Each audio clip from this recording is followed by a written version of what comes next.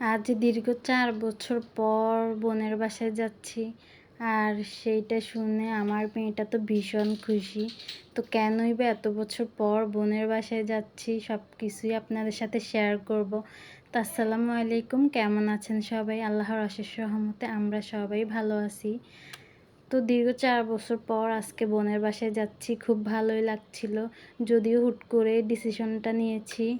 এখন অনেকে আমাকে জিজ্ঞেস করতে পারেন যে আমি দীর্ঘ ৪ বছর পর কেন বোনের বাসায় যাচ্ছি? এত বছর কেন যাই নাই? আমাদের সাথে কি কোনো ঝগড়া হয়েছে কি না? কোনো সমস্যার কারণে কি এত বছর যাইনি? আসলে তেমন কিছুই না।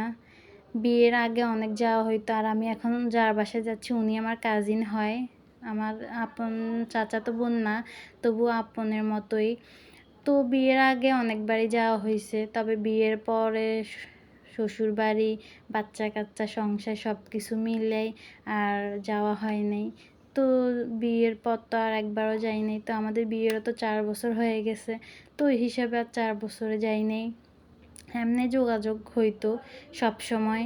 তো এই তো বোনের বাসায় যাবো, আর খালি হাতে কি যাওয়া যায়? সামান্য মিষ্টি তো লাগবেই। আর আমাদের বাঙালিরা কোনো আত্মীয়-স্বজনের বাসায় যাইতে মিষ্টিটা অবশ্যই নিয়ে যাইতে হয়।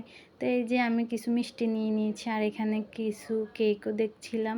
আর উবাইর তো এগুলো দেখে বারবার বলতেছে যে তার নাকি হ্যাপি বার্থডে। তো এই তো আমি কেকগুলার একটু ভিডিও করে নিয়েছি। কেকগুলো খুবই সুন্দর লাগছিল। আর উবাই তো বারবার দেখছিল। তো এখানে আমাদের মিষ্টির প্যাকিংও হয়ে গেছে। এখন আবার আমরা রিক্সায় উঠে চলে যাচ্ছি আমার বোনের বাসায়। যদিও আমাদের বাসা থেকে ওনাদের বাসা বেশি দূর না। তো তাও এই তো চলে আসছি। একই শহরে থাকি, অথচ ৪টা বছর দেখা হয় নাই। কি আজব, তাই না? তো এই তো আপুদের বাড়ির সামনে চলে আসছি। এসে ঠান্ডা ঠান্ডা একটু শরবত খেয়ে নিলাম, এরপর খেয়ে নিলাম মিষ্টি। আর এরপর খেয়ে নিলাম আবার সেমাই। শুধু খাওয়া আর খাওয়া। এত বছর পরে গেলাম, বোনটা এত বেশি এক্সাইটেড।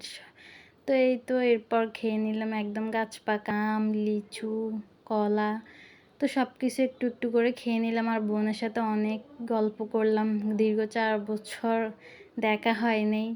তো কেমন জানি লাগতেছিল, মানে মনে হচ্ছে যে অনেক বছর পর দেখা হয়েছে, অনেক যুগ পর। তো এই তো এরপর এখন আমি আবার বের হয়ে পড়লাম বাসার উদ্দেশ্যে। তো এখন রিক্সার জন্য দাঁড়িয়ে আছি। আর মেয়ে তো দুষ্টামি করছিল বারবার। এই তো এরপর আমরা একটা রিক্সায় উঠে গেলাম। আর এখন গন্তব্য হয়েছে বাসায়। এখন মামি চলে যাব বাসায়। আজকে মামের এই বিকেলটা খুবই ভালো কাটছে। সাথে বোনের সাথে দেখা হয়ে আরও বেশি ভালো লাগছিল। সব কিছুই মিলে আলহামদুলিল্লাহ, শুকরিয়া মহান আল্লাহ তাআলার কাছে।